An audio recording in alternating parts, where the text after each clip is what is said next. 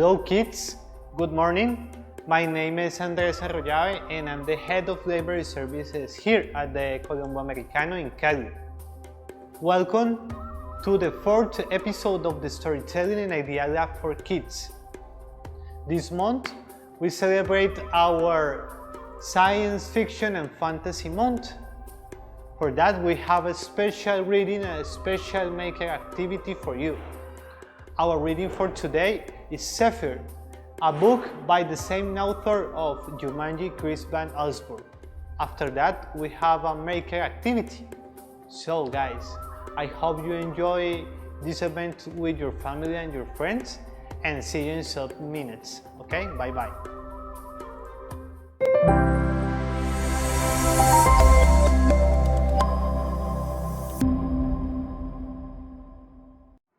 Hello guys, my name is Diana Isabel Mora. I'm a teacher at the Centro Cultural Colombo Americano, and today we're going to share another story. The name of this story is Zephyr, and the author is Chris Van Allsburg. Once, while traveling along the seashore, I stopped at a small fishing village. After eating lunch, I decided to take a walk. I followed a path out of the village uphill to some cliffs high above the sea. At the edge of these cliffs was a most unusual sight, the wreck of a small sailboat. An old man was sitting among the broken timbers, smoking a pipe. He seemed to be reading my mind when he said, "Odd, isn't it?" "Yes," I answered. "How did you get there?" "Waves carry up during a storm." "Really?" I said. "It doesn't seem the waves could ever get that high." The old man smiled. "Well, there is another story." He invited me to have a seat and listen to his strange tale. "In our village, years ago," he said, "there was a boy who could sail a boat better than any man in the harbor. He could find a breeze over the flattest sea. When dark clouds keep other boats, the anchor, the boy would sail out, ready to prove to the villagers, to the sea itself, how great a sailor he was. One morning, under an ominous sky, he prepared to take his boat, the Zephyr, out to sea. A fisherman warned the boy to stay in port. Already a strong wind was blowing. "I'm not afraid," the boy said, "because I'm the greatest sailor there is."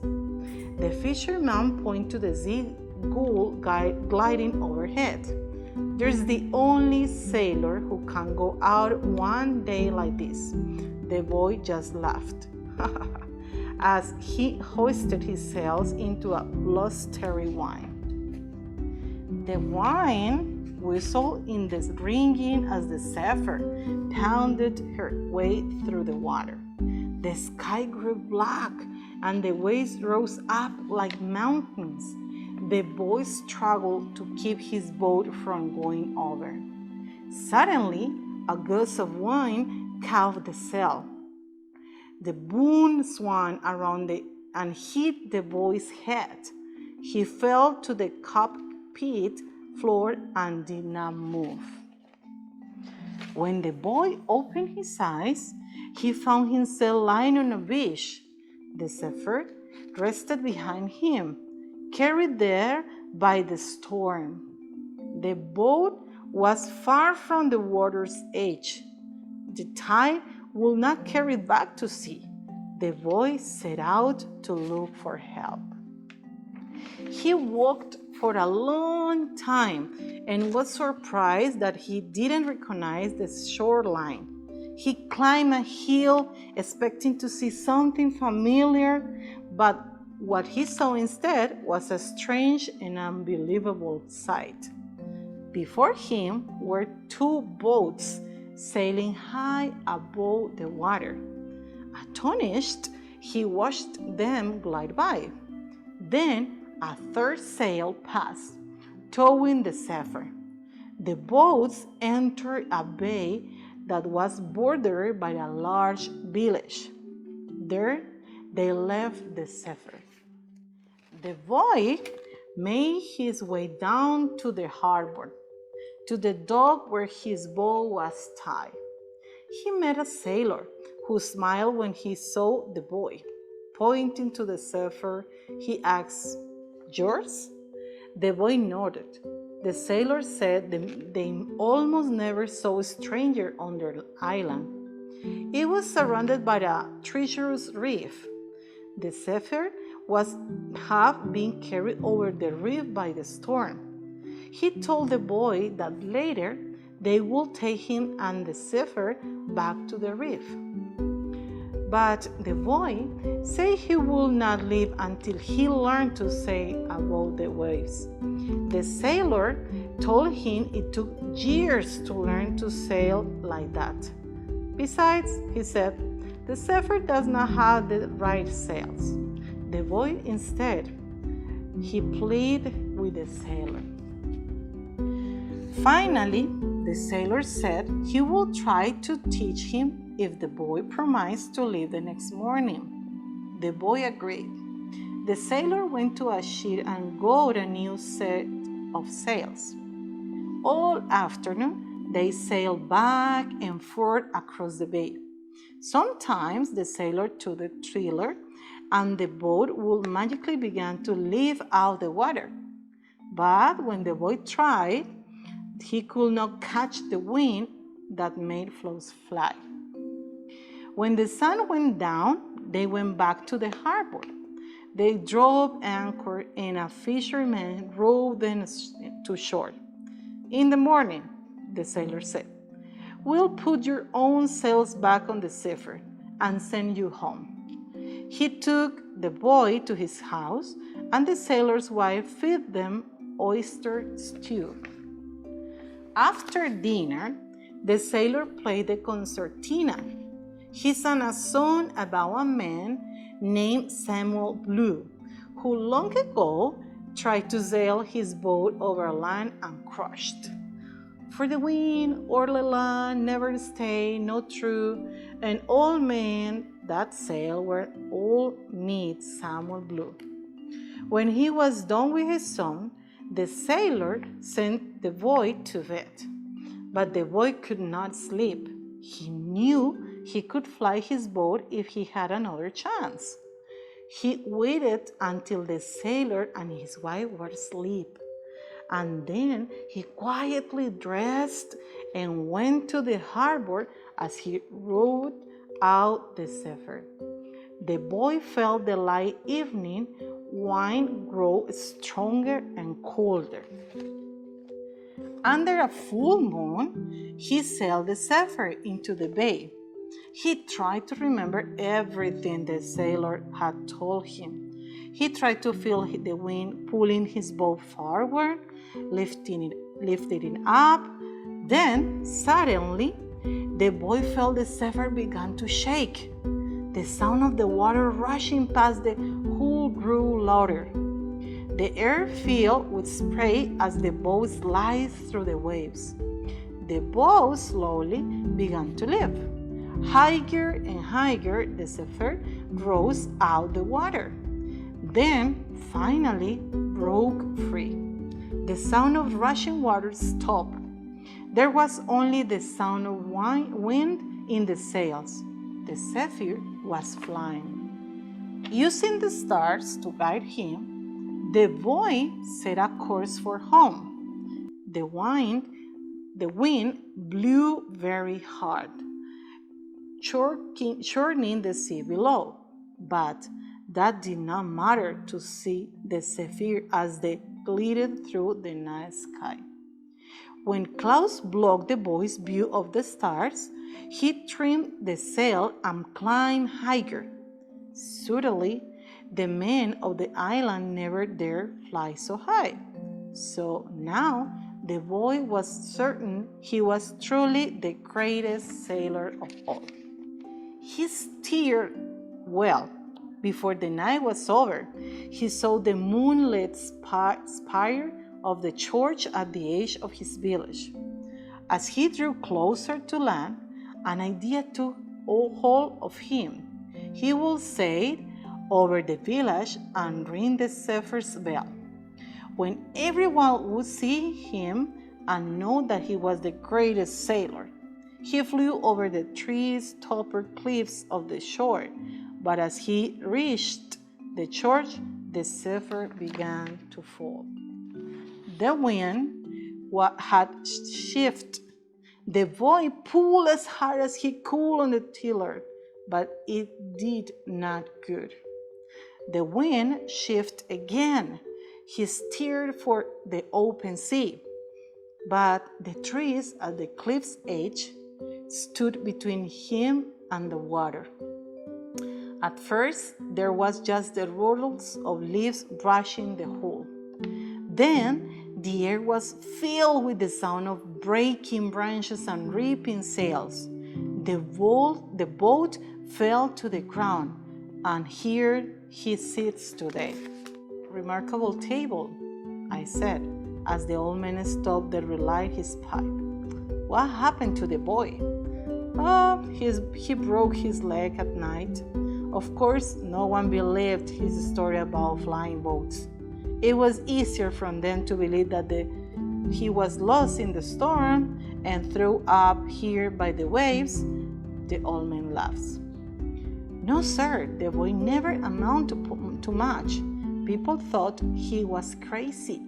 He just took odd jobs around the harbor. Most of the time he was out of sailing, searching for that island and new set of sails. A light breeze blew through the trees. The old man looked up. Wind coming, he said. I've got some sailing to do. He picked up a carney and limped slowly toward the harbor. Okay, guys, this was the story. I hope you really enjoyed it, and I invite you to continue visiting us and listen to our stories. So, bye.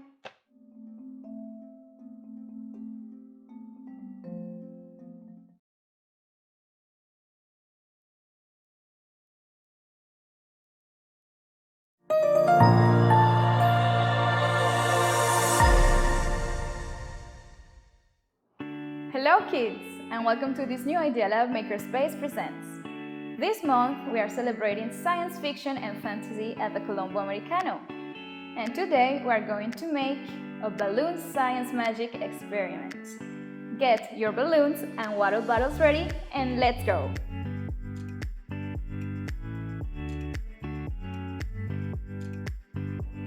Kids, for our experience we are going to need vinegar,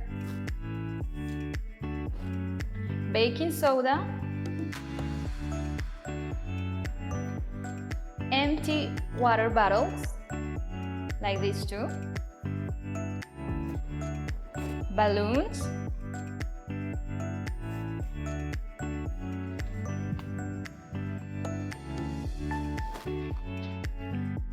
a funnel. If you don't have a funnel, you can use a bottle cap like this one.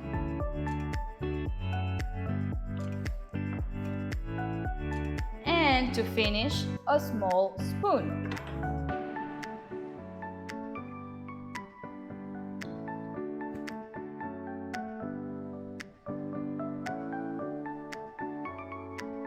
First step. Start by putting the bottle cap, or if you have a funnel, into the balloon, just like that.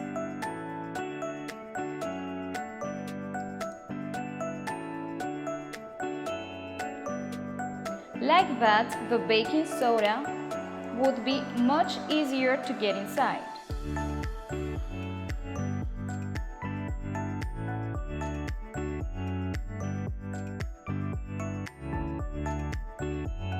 Take the baking soda, the small spoon, and let's add a small spoon of baking soda inside the balloon.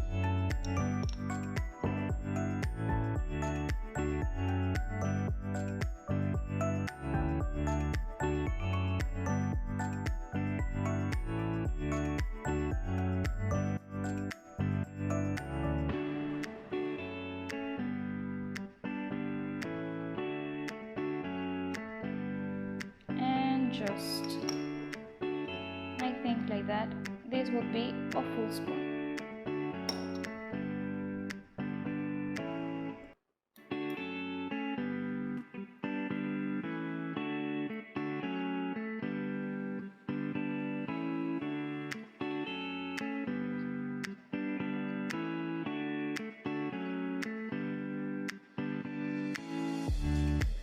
That's it.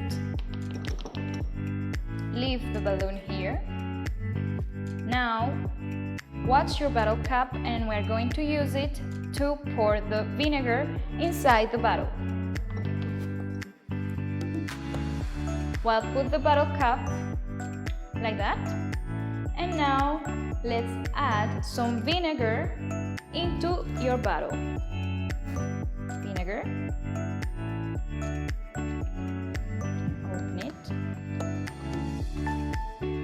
We can pour vinegar until the first line here is not a line, it's a wave. Until here, you can pour vinegar, okay? Fill it with vinegar until this line here or wave that you're seeing. Let's go.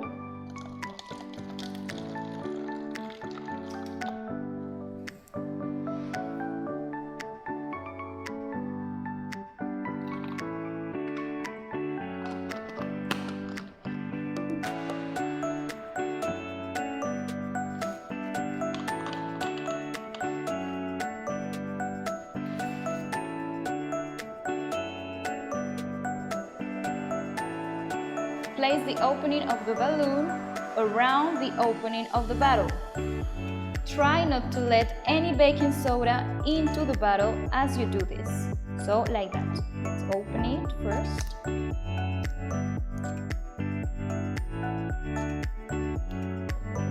And perfect. When you do this, make sure that the balloon covers the opening of the bottle, okay?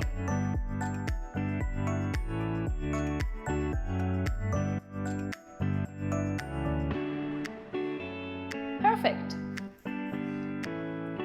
And when you are ready for some magic, lift the balloon to allow the baking soda to fall into the bottle.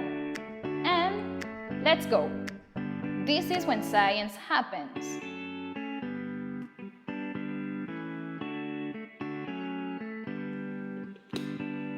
Wow! I'm going to tell you what is happening right now. As soon as the baking soda hits the vinegar, a chemical reaction takes place that produces carbon dioxide. This gas is what inflates the balloon.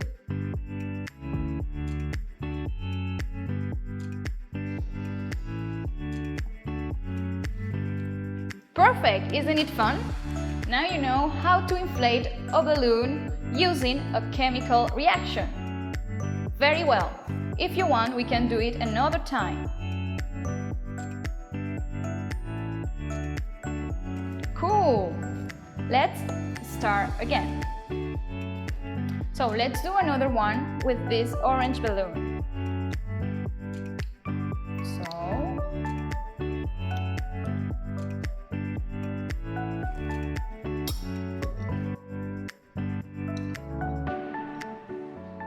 Let's add a full spoon of baking soda. So this is half of a spoon.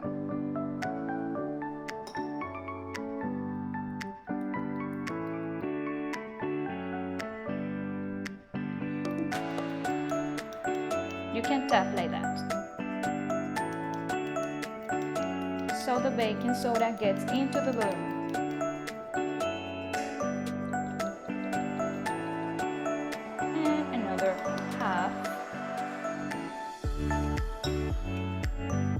Like that, we have one small spoon of baking soda.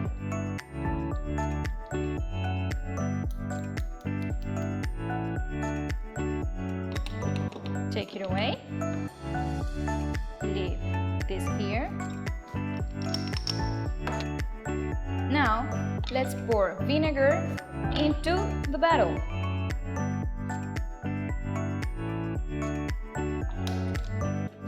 Remember, fill it until the first line or wave. Up, that's enough. A little bit more, and that's it. Then place the opening of the balloon around the opening of the bottle. So open the balloon first, and then let's place it.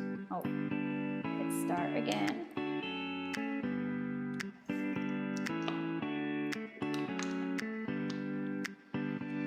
Make sure that the balloon covers the opening of the bottle, okay?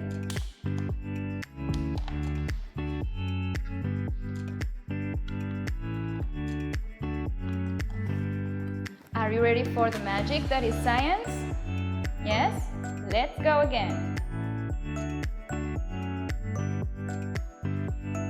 Wow!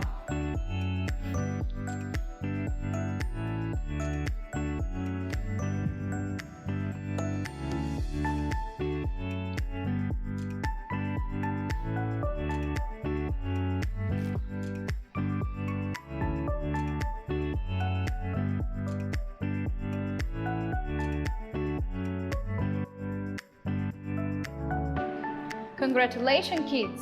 Now, if you have a party, you know how to inflate the balloons, and you can even have this activity to show your friends how to inflate the balloons with a chemical reaction. Well, kids, I hope you had fun and that you learned how to inflate a balloon using a chemical reaction. See you next month for a new IdeaLab Makerspace Presents. Bye-bye! Kids, I hope you liked the maker activity and the beautiful story of Zephyr by Chris Van Allsburg. See you the next month with a new episode of the Storytelling in IdeaLab for Kids. Again, thanks for being here and see you the next time. Bye bye and take care.